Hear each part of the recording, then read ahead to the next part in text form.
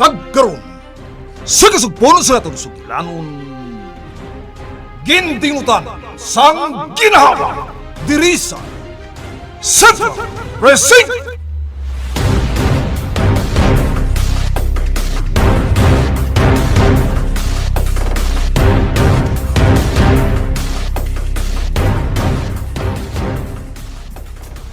Kamusta ka? Bah, Ginapangita namon ang babaeng nga nagahingalan kay Jane. Nagkanto ako sa bar ngayon agad makikita sa akong business partner. Imo kwartay ng sibabaw sang lamisa? Oo. Cash ang imo ginabayad, hindi credit card? Agod hindi ka madakpan sang imo asawa? Asawa? Oo. Ang naghatag sang wedding ring ngay na sa imo tudlo. Ah. Wala kami diri nagkadto agod dakpon ka sa akto. Kinahanglan na namon makita si Jane. Okay. Pila ka bulan na nga wala ko siya makita. Wala man ako sang number niya. May paborito bala siya nga hotel? Wala. Sa auto lang kami. Nagapangita ako sa madulom nga lugar. Pagkatapos, ginadrop ko lang siya. Sa diin? Malapit sa seaport, may mga bar dito. Madamong salamat. Mag-enjoy ka subong nga gabi. Ha? Si Jane, ari siya diri sang nakaligad nga Martes. May gamayon siya nga babae nga upod.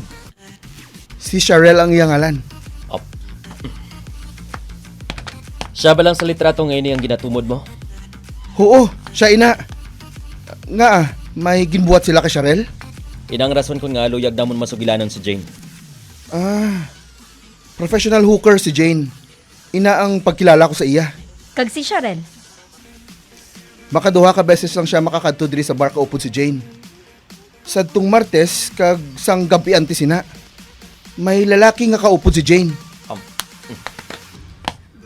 Ang lalaki ba lang ngayon sa litratong upod nila? Hindi. Hindi ina. Mataas ato nga lalaki kag maputi pero hindi ato foreigner. Okay. So, sang Martes.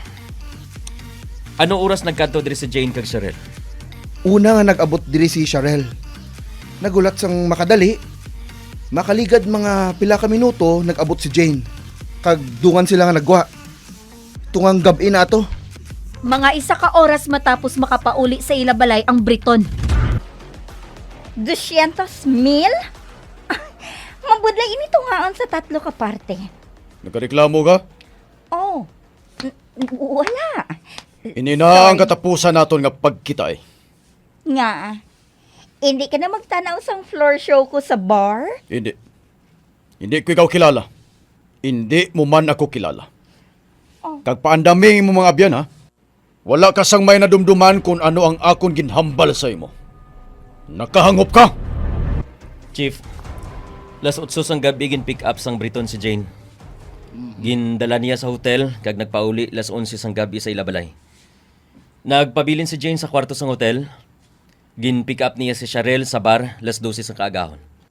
Nagbalik sila sa hotel agod padayonon ang iya extra business sa lain naman nga customer. wala ginakapoy ang babae ngayon eh. O kung base nag-away si Jane kag Sharel bangod sang kwarta. Confirm. Um, Nakilala ng biktima. Siya si Sharel Robles, 25 anyos. 3 ka tuig sa sulod sang prisuhan bangod sa kaso nga droga. 90 days man nga napreso bangod sa shoplifting. sa diin siya nag-aistar. Sa isa ka apartment. Maayo ang pagplastar niya sa mga gamit diri sa iya apartment. Hindi inigawi sang isa ka adik. Ginpangabudlayan gid niya patahom mo ng iya apartment. Ba? May nakauna sa aton kadto diri. Hilmonon nga may mga litrato nga ginkuha sa dingding.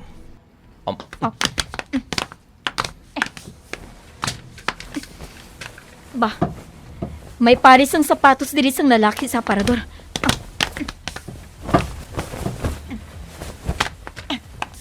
Partner, Oh, tulo ka ini. Isa ka plak nga sterling silver. matuod. Kag may naka-engrave nga Lorenzo Aragon. First place Manila Polo Club June 20th, 1970. Si Lorenzo Aragon, isa ka negosyante. Nagapanag-iya sang isa ka shipping kag airlines company. Mrs. Aragon, himaayo kay Ari ka na. Ginaulat ka sa mga detectives nga ina. Luya ka nila masugilanon. Natugod sa ano? Good morning, Ma'am. Ako si Lieutenant Togoto, kag ini naman si Lieutenant Maido. Yes? Sa padayon namon nga pag-imbestigar sa isa ka kaso, nakita namon ng isa ka butang nga ini nga ginapanag-iyahan sang imo pamilya. Isa ka plaque nga sterling silver kag may inscription. Oh. Iya ina sang akon bana. Dito ina gina-display sa amon balay bakasyonan. Sa diin ninyo ini nakita. Sa balay sang isa ka babae nga ginpatay. Oh. Aring iya litrato. Oh.